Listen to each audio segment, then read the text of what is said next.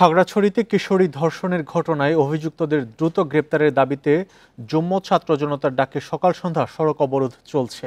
সকাল ৬টা থেকে শুরু হয়ে চলবে সন্ধ্যা ৬টা পর্যন্ত। অবরোধের কারণে জেলার সাথে ঢাকা, চট্টগ্রাম ও রাঙামাটির সাথে সড়ক যোগাযোগ বন্ধ রয়েছে। এছাড়া জেলা সদরের সাথে দীঘিনালা, পানছড়ি, রামগড়, মহালছড়ি সহ ৯ উপজেলার সড়ক যোগাযোগ বন্ধ রয়েছে। এতে স্থানীয়দের পাশাপাশি বিপাকে সাজেকগামী পর্যটকরা। অবরোধে নাশকতা ঠেকাতে সতর্ক অবস্থানে রয়েছে আইনশৃঙ্খলা বাহিনী। এর আগে একই দাবিতে বৃহস্পতিবার জেলায় আধাবেলা সড়ক অবরোধ কর্মসূচি পালন করা হয়। গত মঙ্গলবার জেলা সদরের সিঙ্গিনালায় স্কুল ছাত্রীকে ধর্ষণের অভিযোগে একজনকে গ্রেপ্তার করা হয়েছে। এখনও পলাতক অভিযুক্ত ২ জন।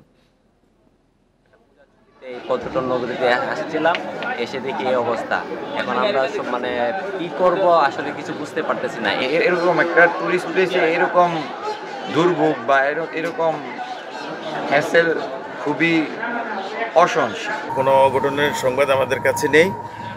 জনজীবন স্বাভাবিকই রয়েছে। দূরপাল্লার গাড়ি এখনও ছেড়ে যায়নি।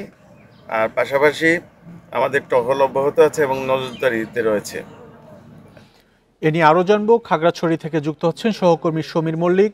সমীর, এই যে অবরোধ চলছে ৬টা থেকে সন্ধ্যা ৬টা পর্যন্ত চলবে, এখন কি পরিস্থিতি দেখছেন? আর যে ২ জনকে গ্রেপ্তারের দাবি করা হচ্ছে, তাদের গ্রেপ্তারের জন্য পুলিশের পক্ষ থেকে কোনো উদ্যোগ চলছে কিনা?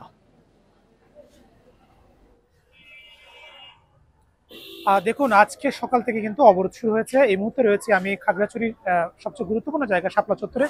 এখন আমরা যে চিত্রটা দেখছি, এখানে আসলে ছোট যে যানবাহন অর্থাৎ ইজি বাইক বা মোটরসাইকেল সেগুলো চলাচল করছে, কিন্তু ভারী যান চলাচল সেটা বন্ধ রয়েছে। একই সাথে খাগড়াছড়ির সাথে ঢাকা, চট্টগ্রাম, রাঙামাটির এটি সড়ক যোগাযোগ যে দূরপাল্লার যে যানবাহন অর্থাৎ খাগড়াছড়ির সাথে সারা দেশের যে যোগাযোগ জন চলাচল সেটি যেমন বন্ধ রয়েছে, একই সাথে খাগড়াছড়ির আন্ত উপজেলার যে সড়কগুলো রয়েছে অর্থাৎ দীঘিনালা, খাগড়াছড়ি, পানছড়ি, রামগড়, মাটিরাঙ্গা, মহালছড়ি সবগুলো জায়গাতে আমরা দেখেছি সকালবেলার যারা পিকেটার ছিল বা অবরোধকারী ছিল তারা কিন্তু সেখানে টায়ার জ্বালিয়েছে, গাছের গুঁড়ি ফেলে দিয়েছে, অর্থাৎ সেখানে যান চলাচল বন্ধ রয়েছে। এখানে বাড়তি ভোগান্তিতে পড়েছে অনেকে, কিন্তু জানতো না, যেহেতু গতকাল দুপুরে ঘোষণাটা দিয়েছে, অনেকে আগে থেকে ভ্রমণ পরিকল্পনা করেছে। যারা সাজেকে যাওয়ার কথা ছিল এরকম অনেক পর্যটক আমরা দেখেছি সকালবেলা কিন্তু তারা সকাল ৯টা পর্যন্ত এখানে ছিল। এখন বিভিন্ন হোটেলে তারা কিন্তু আশ্রয় নিয়েছে। এখনো পর্যন্ত তারা সাজেক যাওয়ার বিষয়ে কোনো তারা যেতে পারেনি। তবে আমাদেরকে সাথে কিছুক্ষণ আগে এখানকার প্রশাসনের সাথে কথা হয়েছে, অর্থাৎ নিরাপত্তা বাহিনী যারা সাজেকে অন্তত ২১০০-এর মতো পর্যটক গতকাল যারা গিয়েছিল তারা একরকম আটকা পড়েছিল, তাদেরকে এখানে নিরাপত্তা বাহিনীর নিরাপত্তা দিয়ে তাদেরকে খাগড়াছড়ি শহরে পৌঁছে দেওয়া হবে বলে কিছুক্ষণ আগে সেনাবাহিনীর পক্ষ থেকে আমাদেরকে জানানো হয়েছে। অর্থাৎ সাজেকে যে সমস্ত পর্যটক আটকা পড়েছে তাদেরকে যেমন সেনা নিরাপদে খাগড়াছড়ি শহরে পৌঁছে দেওয়ার উদ্যোগ নেওয়া হয়েছে, একই সাথে যে সমস্ত পর্যটকরা সাজেক যাবে তাদেরকে কিন্তু সেনাবাহিনীর নিরাপত্তা দিয়ে, অর্থাৎ খাগড়াছড়ি থেকে যে প্রায় ৬৯ কিলোমিটার দূরের যে সাজেক পুরো সড়কটিতে তারা নিরাপত্তা দিয়ে সেনাবাহিনীর পক্ষ থেকে যারা আটকা পড়া পর্যটক আছে তাদের ভোগান্তি লাগবে তাদেরকে নিয়ে যাওয়া হবে বলে হয়তো এটা কিছুক্ষণ পরে এই ধরনের উদ্যোগ নেওয়া হবে। অর্থাৎ যারা সাজেকে আটকা পড়েছে তাদেরকে নিয়ে আসার পরে যারা খাগড়াছড়ি থেকে সাজেক যাবে তাদেরকে পুনরায় সাজেক নিয়ে যাওয়ার জন্য সেনাবাহিনীর পক্ষ থেকে উদ্যোগ নেওয়া হয়েছে বলে আমাদেরকে জানানো হয়েছে।